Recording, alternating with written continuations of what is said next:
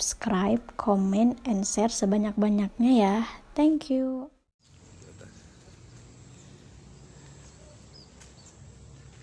Assalamualaikum warahmatullahi wabarakatuh. Alhamdulillah di sore ini Al Fakir, Kang Abu Nisa ada di Pondok Pesantren Ar-Rahmaniyah. Ya, nanti ketemu Pak Kiai ya. Doakan sahabat. Alhamdulillah pada sore ini Allah berikan kita kebaikan ya. Coba kita masuk dulu ke kantor ini di daerah Ciamis.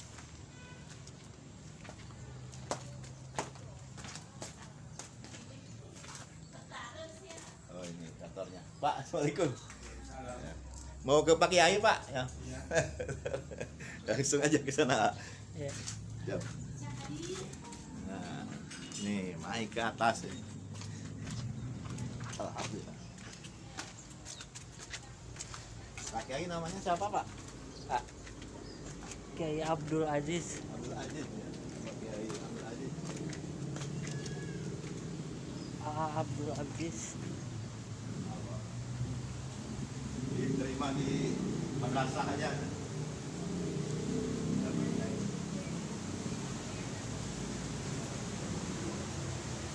Assalamualaikum Pak Kiai. Waalaikumsalam warahmatullahi wabarakatuh.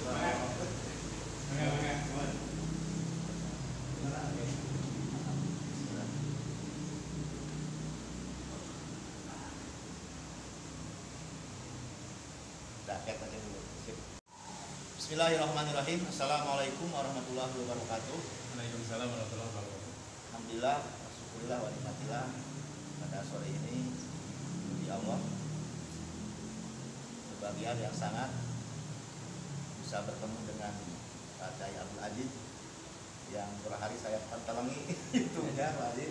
Wajah Pak Haji ini juga subhanallah. Pada desa saya punya. Iya, sudah. Nanti saya bantu di sana biar banyak orang yang ini apa namanya ngambil manfaat dari dakwah yang insya Allah, terutama di jalanan kan ya. Kalau saya sering di jalanan ketemu dengan ojol, ketemu dengan pedagang-pedagang dan lain sebagainya lah, berusukan. Ya, kesempatan saya untuk banyak menggali sosok Pak Kiai Abdul Aziz ke sini. Alhamdulillah dari Tasikmalaya berjalan lancar dari sengaja gak bilang dulu tadi tuh. Nanti aja udah tengah-tengah telepon mungkin situasi mau sahur kan biasanya orang agak banyak di rumah mungkin. Alhamdulillah Allah pertemukan. Mungkin pertama saya ucapkan terima kasih ya atas penerimaannya di pesantren ini Ar-Rahmaniyah. Mudah-mudahan ini menjadi apa namanya yang kesini yang mencari kesembuhan. Pada sembuh Pak Kiai. Amin, amin. Banyak PR sangat banyak di jalanan. Iya. Ini salah satunya Pak Kiai, mungkin tidak setiap pesantren membuka diri seperti ini Pak Kiai. Ada khusus yang mondok aja gitu. Sekarang alhamdulillah ada yang khusus menangani korban-korban narkoba dan orang-orang yang stres, gangguan jiwa, termasuk ini Pak Kiai Abdul Aziz. Ya, mungkin mau diperkenalkan dulu Pak Kiai di channel YouTube ini, Nasipa channel. Mangga Pak Kiai, nanti saya banyak nanya lagi setelah Pak Kiai berkenalan. Tafadhol. Oke. Alhamdulillah ini ada tamu dari YouTuber Tasikmalaya. Bukan tidak disengaja oleh Allah Subhanahu wa taala. Alhamdulillah di sore ini bisa dipertemukan. Saya adalah AA Abdul Aziz, sehari-hari dipanggil AA. Kalau dalam YouTube adalah Rehat Aziz TV. Kalau dipertemukan di sini, inilah barangkali adanya aromanya seperti ini. Iya. Jadi saya adalah setiap hari merawat orang-orang yang mantan narkoba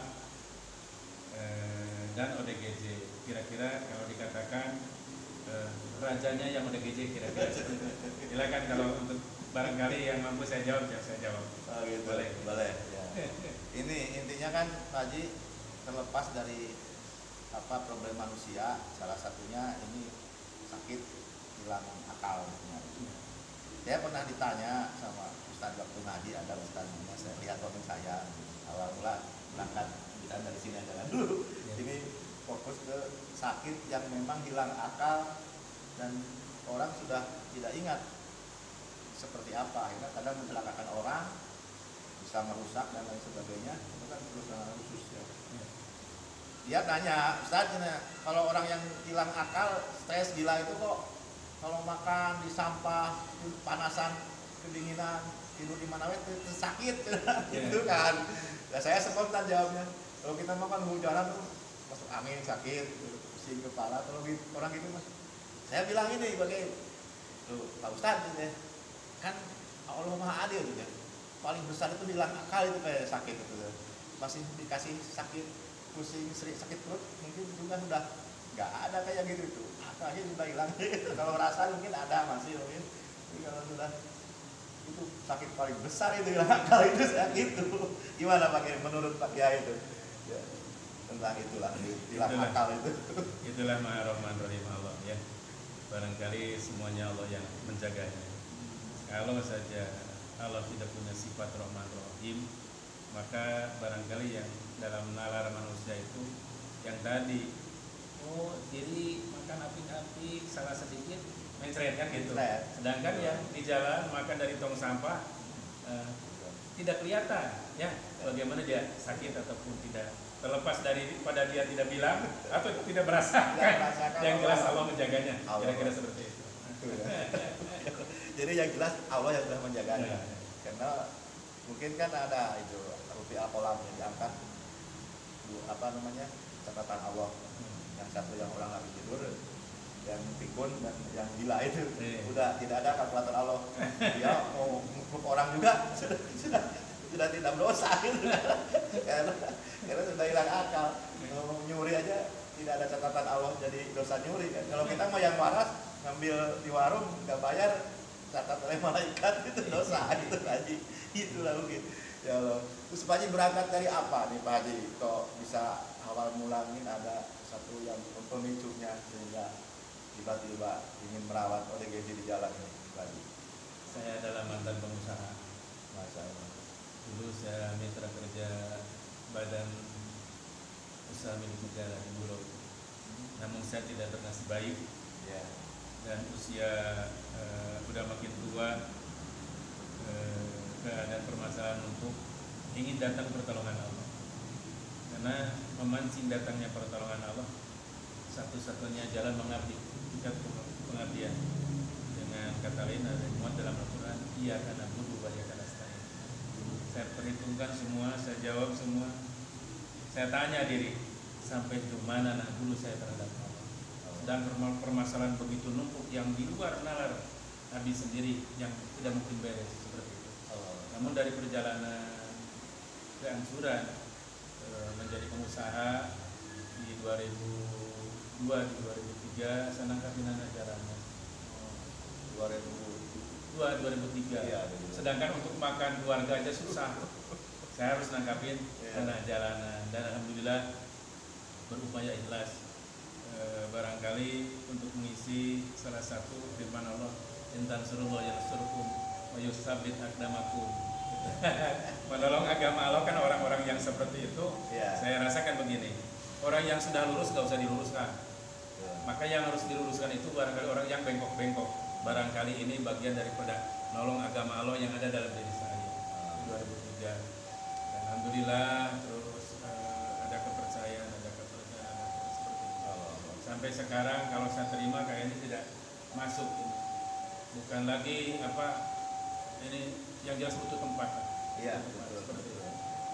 Itu barangkali ya, memang problemnya jadi subhanallah sangat luar biasa Pak Kiai yang namanya berangkatnya memang dari mungkin ya punten-punten diri kita ya keterpurukan kehidupan sehingga ingin menolong orang dan efeknya kan mengundang cinta Allah. Ya permasalahan kita diangkat sendiri oleh Allah. Itu subhanallah. Saudara-saudaraku yang dicintai Allah, dirahmati Allah, inilah sosok Kiai Abdul Aziz yang subhanallah sudah umur, berapa umur sekarang? Saya umur 36. 36 kembali.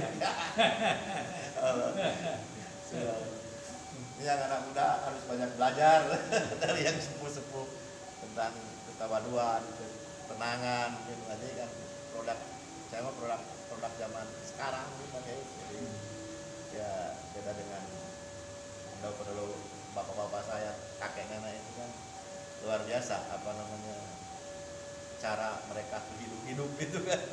Kalau sekarang gimana sebagai zaman ini zaman milenial yang ada HP dan lain sebagainya sebagai menghadapi kita. Ya dengan teknologi yang semakin canggih yang dulu tetap paling sekarang sudah ada.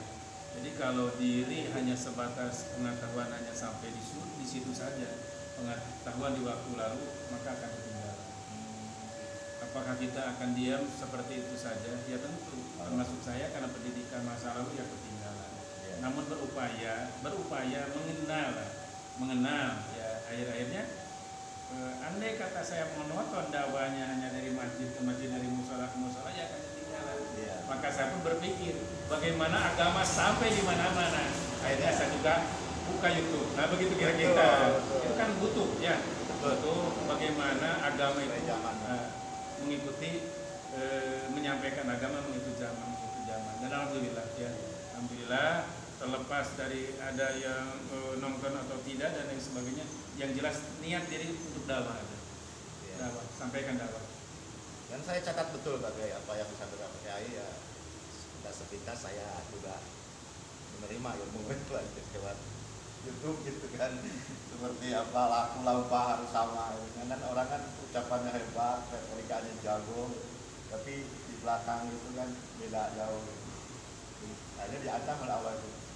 Anu yang apa sih itu anu mahalakna apa namanya itu sabaha yang itu yang kamu romakan indah itu nah takul malah kalamun kan apa yang kau ucapkan tidak sesuai dengan apa yang dikerjakan sehingga murka Allah Itu pun kami berupaya karena memang resep untuk menghadapi orang-orang ODGJ, orang-orang yang mantan pengguna narkoba butuh contoh. Iya. Karena Rasulullah SAW ketika satu pekerjaan aja, satu perilaku aja, jadi dilakukan oleh diri beliau Rasulullah. Ayo nama kalah kakak ngobrol lah gitu dilakukan acaranya. Kira-kira seperti itu. Sedangkan Rasulullah SAW berupaya menjadi contoh. Jadi dengan kata lain satu contoh lebih baik daripada 1000 pepatah. Nah, berupaya Abi di sini sama anak-anak sama dewan guru semua berupaya kalian harus jadi contoh. Kalau anak-anak harus sahur di Senin Kamis maka kalian pengurus harus sahur. Seperti itu. Kalau anak-anak disuruh oleh kalian tidak boleh merokok maka kalian tidak boleh merokok dulu. Seperti itu. Jadi harus jadi contoh. Jadi berupaya menjadi teladan lah. Kalau kemarin ada yang KKN di sini disampaikan oleh Abi adalah kalian mau mengobatin orang lain kalian harus sehat dulu. Seperti itu. Bagaimana kalian bisa mengobati kalau kalian tidak sehat seperti itu. Jadi kalau kalian mau jadi seorang pengobat, maka kalian harus bisa mengobati diri, harus bisa melindungi diri dan dalam konten-konten lain barangkali ada bagaimana doa-doa perlindungan. Tapi tak cukup hanya sebatas berdoa tanpa disertai dengan amal. Jadi nyambung.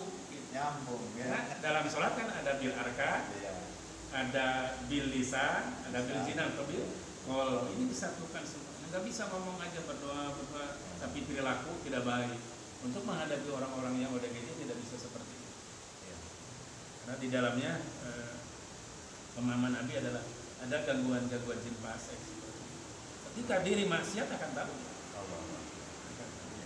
Sudah dimuat dalam konten yang kemarin.